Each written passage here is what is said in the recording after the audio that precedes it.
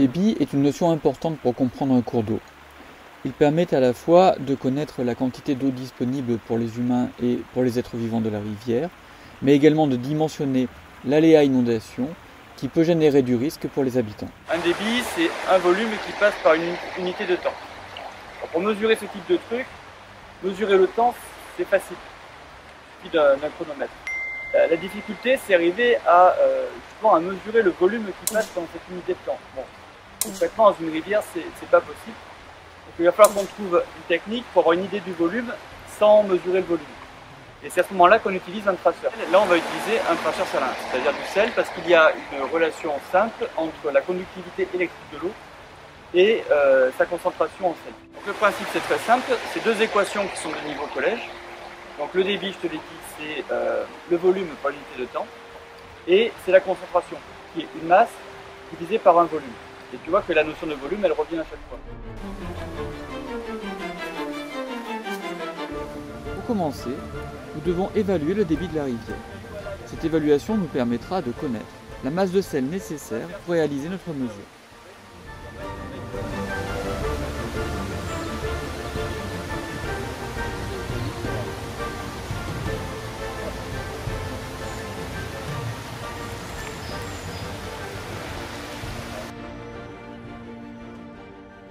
On va appliquer un coefficient de 2 tiers pour tenir compte de l'hétérogénéité de la vitesse du courant entre la surface et le fond de l'eau.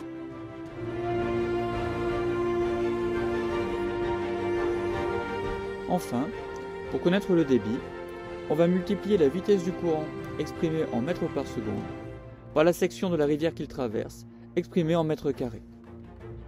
Pour une lecture claire de la conductivité électrique, on choisit de diluer 2 kg de sel pour un débit de 1 m3 par seconde. Ici, le débit est de 200 litres par seconde. On va donc diluer 400 g de sel.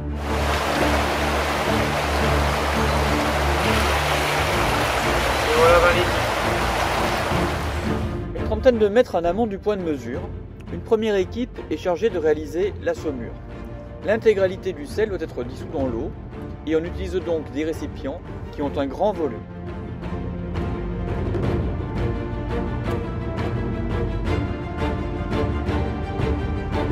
En aval, les équipes préparent leurs instruments, un conductimètre et un thermomètre connectés par une tablette.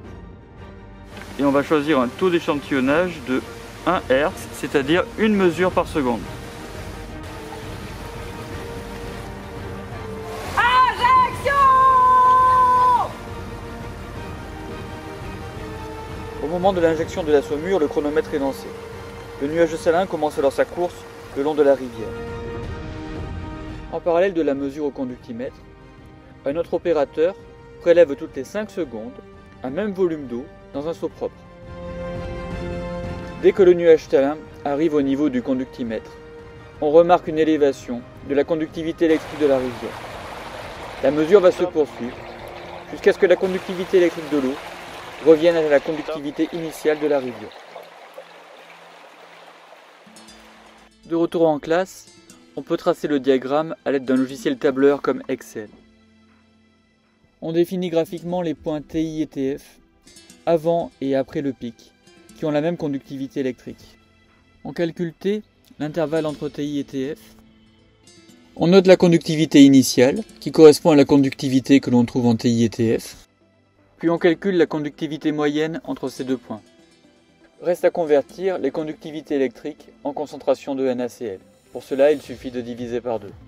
Ce sont nos 400 g de sel qui sont responsables de l'augmentation de la concentration pendant l'intervalle de temps de T. On calcule finalement le débit en mètres cubes par seconde. Il est égal à la masse en grammes divisé par le produit de l'intervalle de temps de T en secondes par le delta de concentration en grammes par mètre cube. Ce jour-là dans la Brague, il s'écoulait finalement un petit peu plus de 171 litres par seconde.